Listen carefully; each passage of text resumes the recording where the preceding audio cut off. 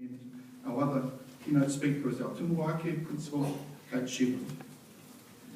Nikki Kay has been the national... For us to be confident as we plan for the future of education in this country, he said. So my take is we simply push on, ignore the pessimism and lead by example.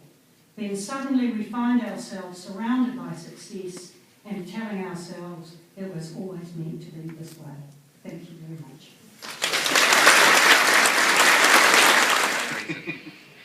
We believe, and I truly believe now, after a sort of year of this, that we'll look back at 2011, when iPad came out, or 2010 in the USA, as a watershed point in education, whether it's iPad, whether it's an Android device, or whether it's Microsoft's new tablet. I think that iOS, or the mobile operating system, and the handheld interactive device will change education. I really think that things will change big time in education. For part of that time anyway, I've overseen the alternative education program for our senior students. I've also been involved in creating a lot of the resources that we use in the English department as well.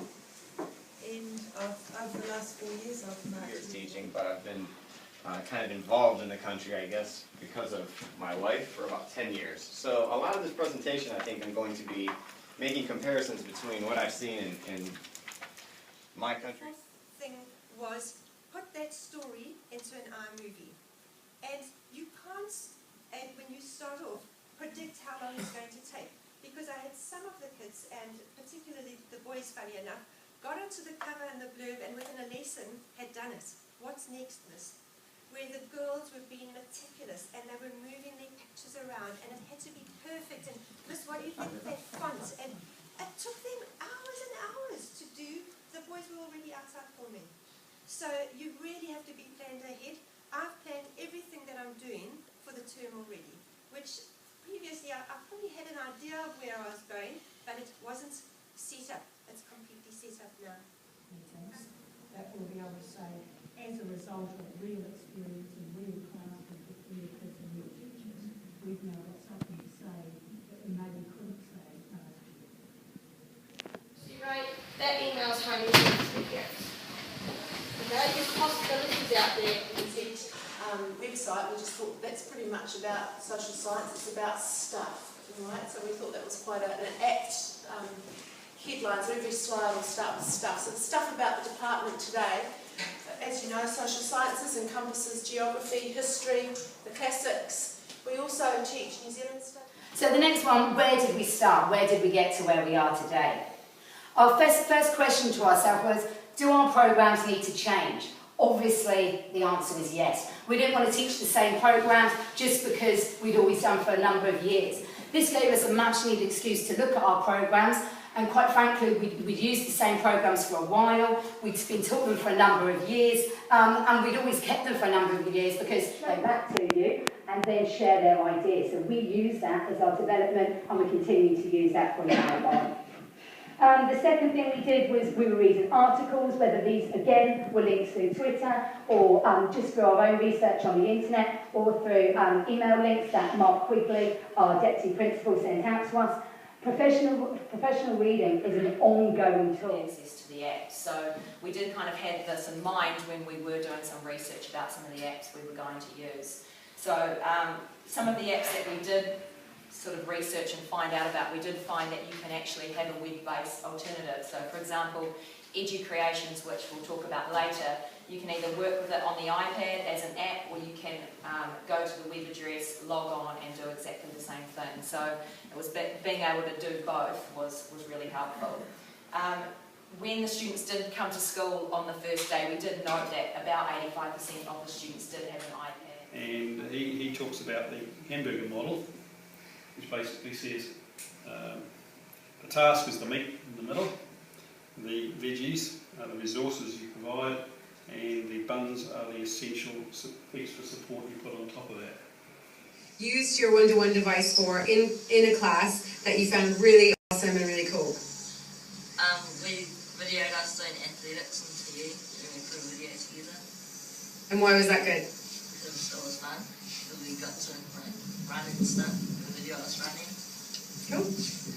Mine's some like, because like you video yourself doing something and you can help, and like then you look back at it and you can see what you're doing wrong and what you're doing right. Once another one jumped into Google Images and brought up all these great images of Martin Luther King, and that's how the information was shared. So it's no longer all coming from me. That sense of omniscience is gone. That chalk and talk is gone. I'm not the wise old sage standing up there departing my knowledge.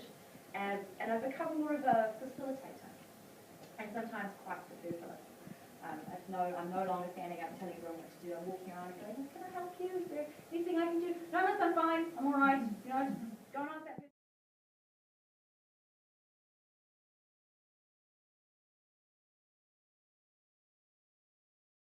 Games, and I know you don't play games at school, but are your parents at all concerned about the sort of added opportunities the iPads give playing games at home? My parents aren't at all, they kind of just trust me. They know that the transition was actually rather easy for me, and I've never really been into playing games virtually anyway, so I don't know. Well, sometimes it's fun to do it, but sometimes when you're supposed to be doing homework, you're just playing games because your parents aren't going to know it. And before I had my iPad and my iPod with games, I had like more imagination and things, and then as soon as I get my iPad and my iPod, and just like games and homework, and try and play games when I can, because it's fun. Well, my parents actually play games on my iPad,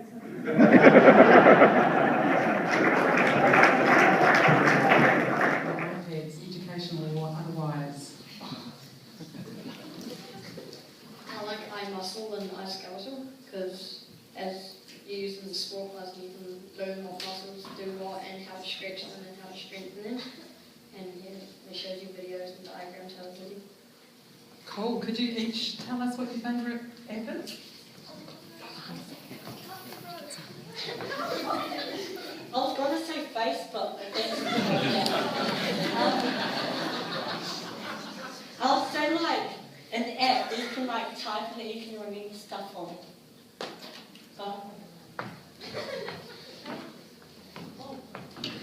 I would say a personal favourite for me would be Keynote. It's like the iPad version of PowerPoint, but it's a lot easier to use, and suddenly instead of just typing your work, you can type, you can add effects, and it really makes making projects a lot easier.